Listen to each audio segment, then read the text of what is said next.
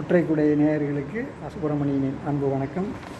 ஒரு சனம் தூங்கிருச்சு, ஊத காத்தும் அடிச்சிருச்சு, பாவி மனம் தூங்கலையே, அதுவும் ஏனோ புரியலையே, கண்ணு ரெண்டும் முடலையே, கால நேரம் குடலையே.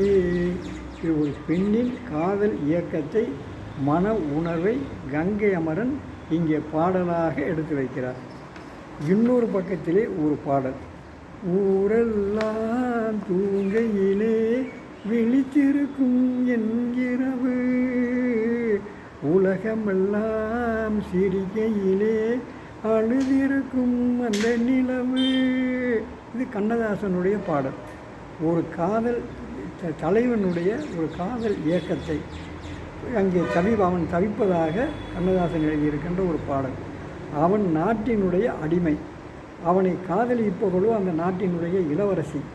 உருகி உருகி காதலிக்கிறாள், ஓடி ஓடி காதலிக்கிறாள்.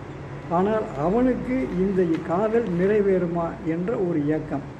அந்த நிலையிலே அவன் பாடுவதாக இந்த பாடல். இந்த இரண்டு பாடலையும் ஒரு ஆணினுடைய காதல் உணர்வையும் ஒரு பெண்ணினுடைய காதல் உணர்வையும் எடுத்து சொன்னதை இங்கே பார்த்தோம். இப்போது ஒரு பெண்ணினுடைய உணர்வுகளை எடுத்து வைக்கின்ற ஒரு பாடல். குறுந்தொகையிலே 28வது பாடல். ஔவையார் என்ற அந்த பெண்பார் புலவர் ஒரு பெண்ணினுடைய அந்த உணர்வுகளை, காதல் உணர்வுகளை, காம எண்ணங்களை எவ்வளவு அழகாக எடுத்து வைக்கிறார் என்பதை இந்த பாடலிலே பார்க்க போகிறோம்.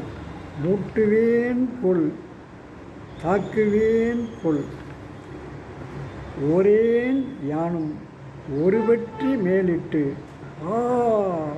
ஒள் என கூவுவேன் கொள், அலமரல் அசைவழி அசைப்ப என் உயவு நோய் அறியாது துஞ்சும் ஊர்க்கே.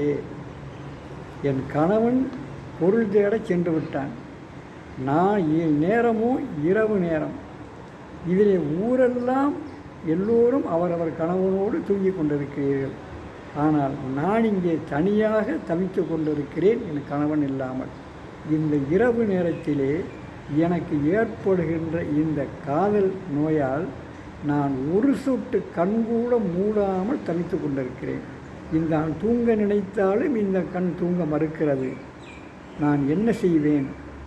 ஒரு ஊரே தூங்கி கொண்டிருக்கிறதே, போய் நான் என்ன முட்டிக்கொள்வேனா, அல்லது எதிரே வருகின்றவரை எழுந்து போய் அடிப்பேனா, இல்லை ஊ என்று கத்துவேனா என்று தெரியாமல் தவித்து கொண்டிருக்கிறேனே என்று ஒரு தலைவி புலம்புவதாக, ஒரு பெண்ணின் மன உணர்வை, ஒரு பெண்ணின் காதல் இயக்கத்தை ஒரு பெண்பார் புலவர் சொல்லுவதாக அமைந்த ஒரு அருமையான பாடல்.